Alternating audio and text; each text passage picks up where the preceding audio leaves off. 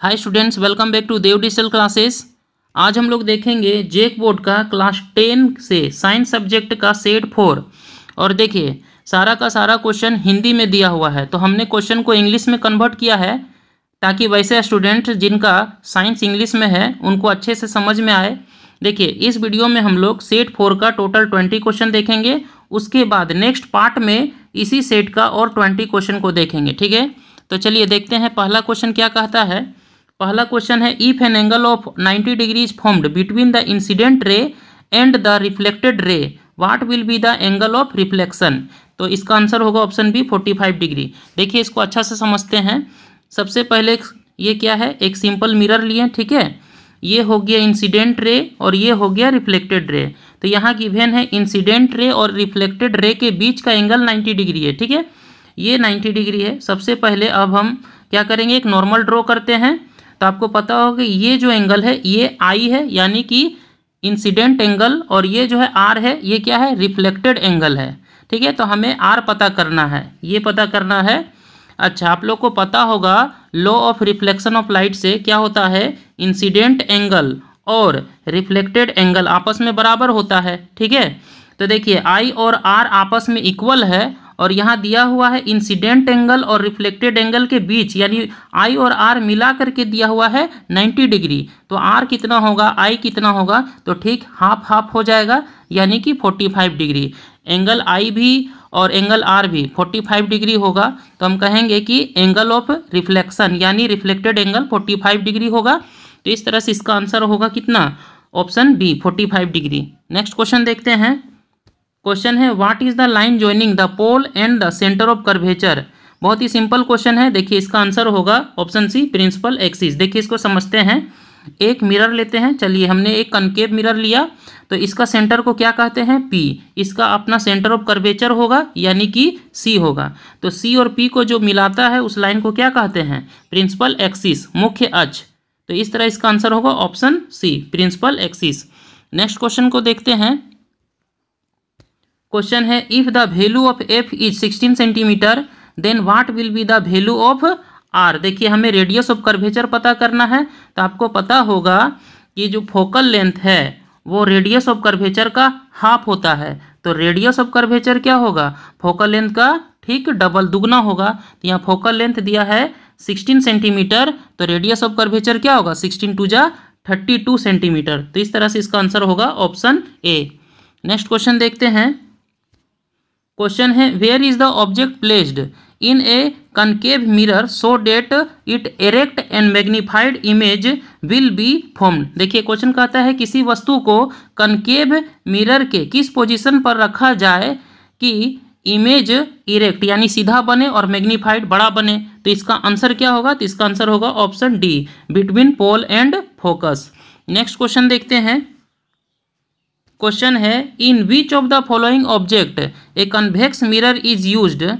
देखिए कहता है कि किस वस्तु में कन्वेक्स मिरर का यूज होता है। तो इसका आंसर क्या होगा, तो इसका आंसर होगा option A in the side of mirror of the car. देखिए कार का साइड मिरर में कन्वेक्स मिरर यूज होता है, ठीक है। नेक्स्ट क्वेश्चन देखते हैं। क्वेश्चन है question number 6, when a coin is put in water it appears to be raised from its original position, what phenomenon of light represent। देखिए इसमें कहता है कि कोई कॉइन जो है पानी में थोड़ा सा उठा हुआ दिखाई देता है। तो यह किसके कारण होता है, कौन सा घटना के कारण होता है, तो ये होता है रिफ्रैक्शन ऑफ लाइट के कारण, ठीक है। इसका आंसर होगा ऑप्शन बी। नेक्स्ट क्वेश्चन देखते हैं। क्वेश्चन है, at which point of the lens the rays of light do not deviate from their principal path. देखिए बहुत ही सिंपल क्वेश्चन है। क्वेश्चन कहता है कि लेंस के किस पॉइंट से लाइट में किसी तरह का कोई भी डेविएशन नहीं होता है, ठीक है, कोई भी विचलन नहीं होता है। तो इसका आंसर होगा ऑप्शन बी ऑप्टिकल सेंटर। देखिए समझिए, मान लिया हम बनाए एक कन्वेक्स लेंस, ठीक है, तो इसका जो सेंटर होता है उस सेंटर को कहते हैं ऑप्टिकल सेंटर, ठीक है। तो इस ऑप्टिकल सेंटर से कोई भी रे ऑफ लाइट गुजरता है तो वो सीधा चला जाता है, ठीक है, चाहे ऐसे गुजरे या फिर देखिए इस तरह से आए तो वो सीधा चला जाता है, ठीक है, कोई भी डेविएशन नहीं होता है। यानी कहाँ से, तो ऑप्टिकल सेंटर से, ठीक है। इस तरह से इसका आंसर होगा option B, optical centre. Next question देखते हैं a convex lens is called a converging lens because. देखिए कन्वेक्स लेंस को कन्वर्जिंग लेंस क्यों कहते हैं? देखिए तो इसका ऑप्शन पढ़ते हैं। पहला, it collects the rays of light in one place, it spreads the ray of light, it sends rays of light in a straight line, it bends the rays of light. देखिए इसका answer होगा option A, it collects the rays of light in one place. Convex lens जो है प्रकाश किरणों को एक बिंदु पर मोड़ने का काम करती है, कलेक्ट करती है, ठीक है, एक बिंदु पर कन्वर्ज कर देती है। देखिए इसको समझिए, एक कन्वेक्स लेंस है, ठीक है, तो इससे एक रे ऑफ लाइट पास करती है, एक दूसरा रे ऑफ लाइट पास करती है। चलिए एक प्रिंसिपल एक्सिस ले लेते हैं, ये ऑप्टिकल सेंटर है इसका, ये ऑप्टिकल सेंटर है। तो ये क्या हो रही है कि सारा का सारा एक पॉइंट पर कन्वर्ज होती है, ठीक है। तो कन्वेक्स लेंस जो है सभी रे ऑफ लाइट को क्या करती है, एक पॉइंट पर मोड़ने का काम करती है, कलेक्ट करने का काम करती है। तो इस तरह से इसका आंसर होगा ऑप्शन ए। नेक्स्ट क्वेश्चन देखते हैं। क्वेश्चन है who controls the amount of light entering the eyes.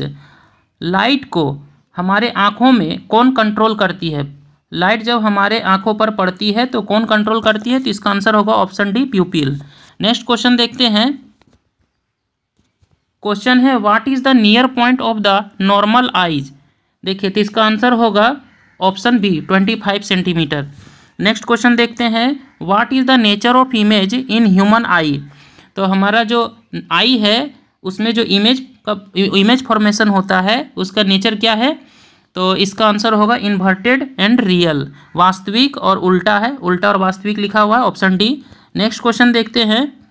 Question है what is the reason for having a presbyopia, जरा दूरदृष्टिता, ठीक है। तो इसका क्या कारण है? हमारे आंखों में एक डिफेक्ट आता है, डिफेक्ट होता है प्रेस बायोपिया, जरा दूरदृष्टिता कहते हैं इसको। तो इसका क्या कारण है? तो इसका आंसर होगा option D, decreasing power of accommodation, यानी कि समंजन क्षमता का घट जाना। नेक्स्ट क्वेश्चन देखते हैं the ability of eye lens to adjust its focal length is called.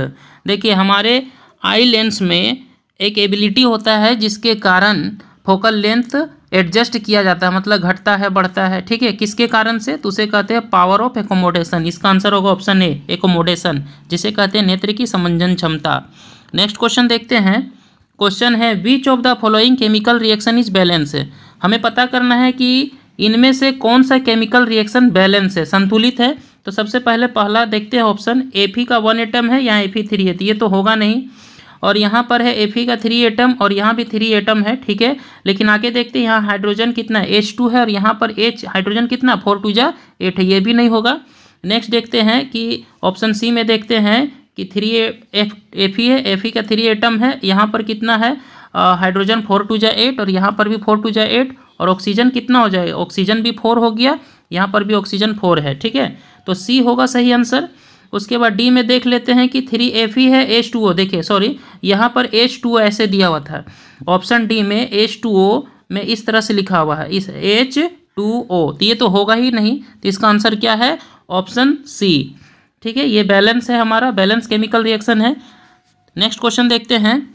Question है which substance is being oxidised and reduced in the given equation. कहता है कि इसमें जो केमिकल इक्वेशन दिया हुआ है, इसमें हमें पता करना है कि किसके साथ ऑक्सीडेशन हो रहा है और किसके साथ रिडक्शन हो रहा है। देखिए तो यहाँ समझेंगे। सबसे पहले देखिए यहाँ कॉपर ऑक्साइड है, यानी कॉपर के साथ ऑक्सीजन है, बाद में ऑक्सीजन क्या हो गया, बाद में ऑक्सीजन हट गया इससे, यानी कि ऑक्सीजन का कमी हुआ, तो इसे कहेंगे कि कॉपर के साथ क्या हुआ है, कॉपर ऑक्साइड में क्या हो रहा है। तो यहाँ पर हम देखें, इसको बोलेंगे रिडक्शन हो रहा है, ठीक है। और हाइड्रोजन में बाद में देखते हैं, हाइड्रोजन के साथ ऑक्सीजन जुड़ गया है, तो यहाँ पर हाइड्रोजन के साथ क्या हो रहा है, ऑक्सीडेशन। तो सबसे पहले क्या बोला है, ऑक्सीडाइज्ड, तो हाइड्रोजन के साथ ऑक्सीडाइज्ड मतलब ऑक्सीडेशन हुआ। तो यहाँ कौन सा आंसर होगा? तो यहाँ पर होगा ऑप्शन सी। क्यों? हाइड्रोजन के साथ ऑक्सीडेशन और कॉपर ऑक्साइड के साथ क्या हो रहा है, रिडक्शन हो रहा है, ठीक है। रिडक्शन का मतलब होता है ऑक्सीजन का हट जाना, ऑक्सीजन का कमी हो जाना, और ऑक्सीडेशन का मतलब होता है ऑक्सीजन का वृद्धि हो जाना। देखिए फिर से देख लेते हैं, कॉपर ऑक्साइड के साथ ऑक्सीजन का कमी हुआ और हाइड्रोजन के साथ ऑक्सीजन का वृद्धि हुआ। नेक्स्ट क्वेश्चन देखते हैं। Question number 16, what is called the substance that takes part in a chemical reaction. देखिए तो इसका आंसर होगा option A reactant. Chemical reaction में जो भाग लेता है, जो सब्सटेंस भाग लेता है उसे रिएक्टेंट कहते हैं, ठीक है। और जो रिएक्शन में नया प्रोडक्ट बनता है, मतलब नया सब्सटेंस बनता है, उसे क्या कहते हैं, प्रोडक्ट कहते हैं। तो यहाँ पर क्या होगा, इसका आंसर होगा option A reactant. Next question देखते हैं, question number 17, the total mass of the product in a chemical reaction is the mass of the reactant. देखिए तो इसका आंसर होगा ऑप्शन ए। बहुत ही सिंपल क्वेश्चन है, कहता है कि किसी भी केमिकल रिएक्शन में जो प्रोडक्ट है और जो रिएक्टेंट है दोनों का मास क्या होता है, तो इक्वल होता है, ठीक है। नेक्स्ट क्वेश्चन देखते हैं, क्वेश्चन है CH4 + 2O2 CO2 + H2O + energy दिया हुआ है, तो बताना ये किस तरह का केमिकल रिएक्शन है। तो देखिए यहाँ पर एनर्जी बन रहा है, एनर्जी का निर्माण हो रहा है। तो जिस केमिकल रिएक्शन में एनर्जी का निर्माण होता है तो उसे क्या कहते हैं, एक्सोथर्मिक रिएक्शन। तो इसका आंसर होगा ऑप्शन ए एक्सोथर्मिक रिएक्शन। नेक्स्ट क्वेश्चन देखते हैं, क्वेश्चन नंबर 19। देखिए यहाँ पर ए कोई सब्सटेंस से एसिड से रिएक्शन कर सॉल्ट, कार्बन डाइऑक्साइड और वाटर बनाता है, ठीक है। तो यहाँ पर ए कौन सा सब्सटेंस होगा, इसका आंसर होगा ऑप्शन सी कार्बोनेट। देखिए कार्बोनेट का मतलब हुआ कोई भी मेटालिक कार्बोनेट, जैसे सोडियम कार्बोनेट, सोडियम बाइकार्बोनेट, ठीक है। नेक्स्ट क्वेश्चन देखते हैं, क्वेश्चन है in which of the following substances blue paper will not be able to turn red if it is added. देखिए इसको समझेंगे अच्छा से। देखिए क्या कहता है कि कोई लिटमस पेपर ब्लू से रेड नहीं हो पा रहा है, तो हम लोग सबसे पहले समझेंगे कि ब्लू से रेड किसके कारण होता है। तो ब्लू से रेड होता है एसिड के कारण। यहाँ पर रेड नहीं हो पा रहा है, इसका मतलब एसिड नहीं है, यहाँ पर यह सब्सटेंस क्या है, बेस है। तो इस तरह से इसका आंसर क्या होगा, ऑप्शन ए, ठीक है। तो इसका आंसर क्या होगा, ऑप्शन ए। तो देखिए स्टूडेंट्स, इस वीडियो में हम लोग टोटल 20 क्वेश्चन देखे हैं। अब नेक्स्ट पार्ट में सेट 4 का ही और 20 क्वेश्चन देखेंगे, ठीक है। वीडियो अच्छा लगा हो तो प्लीज़ मेरे चैनल को लाइक करें, शेयर करें, सब्सक्राइब करें। Thanks for watching this video.